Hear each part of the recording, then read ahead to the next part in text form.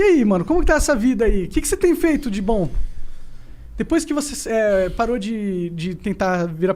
Depois da eleição, o que você foi fazer da vida? Foi dar aula? Cara, você sabe uma coisa, uma curiosidade, assim, né? Até quando eu era ministro e prefeito, quando eu entrava num hotel que você tem que assinar aquela coisa toda, né? Sempre quando bota ali profissão, eu nunca botei o cargo que eu ocupava. Eu sempre botei professor. Porque é o que eu sou. O cargo que você está ocupando depende de alguém te convidar ou do povo te eleger. Sim. Agora, o que ninguém me tira é o fato de eu dar aula. Dar aula. Isso aí, alguém vai ter interesse em me contratar para dar aula. Dar aula do que exatamente? Sociologia? Cara, eu já dei aula de muita coisa, mas assim, hoje eu dou aula de ciência política. Ciência política.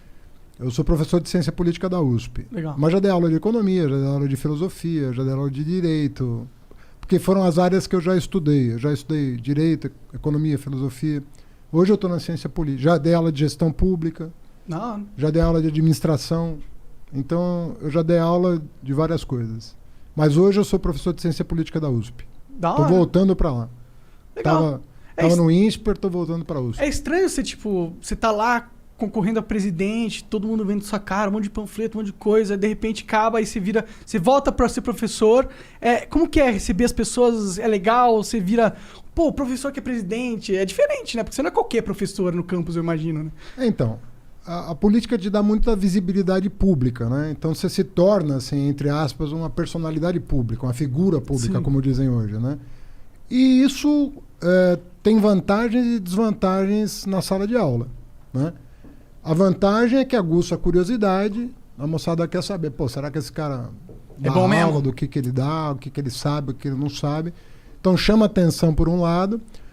Por outro lado, assim, um professor, assim, né, é sempre um cara mais reservado, num certo sentido. Não no sentido de não interagir, mas de interagir num padrão que não é o padrão do político. Então você tem um certo protocolo, você, até em respeito aos estudantes, você tem que ser... mais distanciado, né? Não é distanciado, porque é muito próxima a relação. Mas você tem um protocolo, porque você não pode abusar da tua posição de professor. Entendi. Você tem que tomar certos cuidados. E isso, às vezes, você precisa calibrar isso. E corrigir prova é maneiro? Não, essa porra, cara. O Igor é professor eu também. sei que é uma merda corrigir prova certamente é o pior essa é a pior momento. Mas você paga alguém pra corrigir as provas pra você, vai? Não, isso, eu cara? pagaria, mano. Mas você que é o professor, cara. Porra, mas você não consegue ensinar alguém pra corrigir a prova, né? Cara, tô te falando sério, é a semana dura da vida de um professor, a semana da correção da prova. Caralho. Porra, é muito difícil.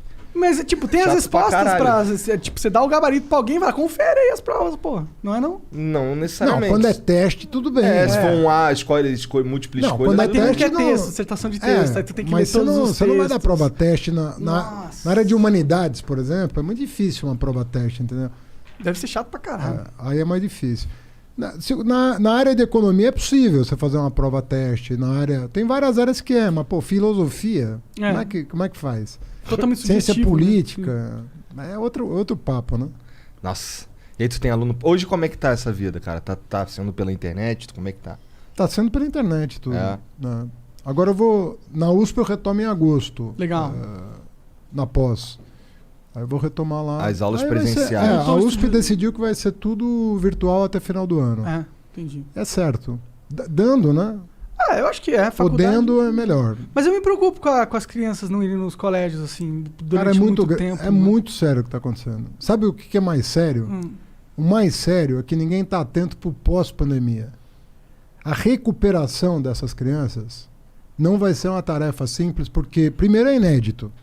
Nunca teve uma situação dessa, pelo menos faz 100 anos, que não tem algo parecido. Desde a gripe espanhola, que não tem nada parecido no mundo. Segundo, cara, que não tem planejamento. Ninguém está num gabinete com especialistas fazendo um planejamento que vai ser de médio prazo, porque de curto não tem jeito e de longo não dá tempo.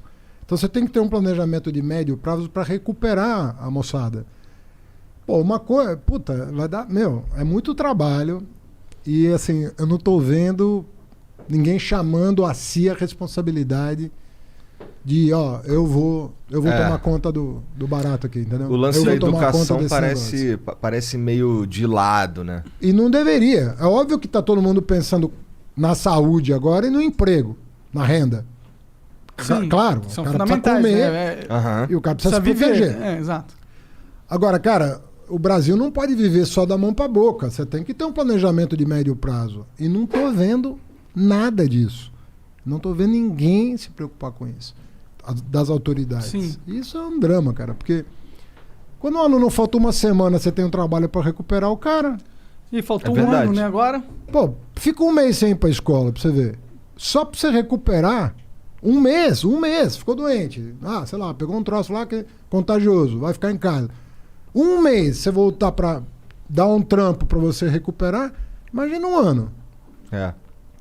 Cara, e em relação à educação, não tem, isso que eu vou te falar agora não tem muito a ver com a pandemia em si. Eu acho que é um problema crônico do Brasil, que é o seguinte, cara, por que a gente não tem umas políticas de educação de base, desde sempre, de longo prazo?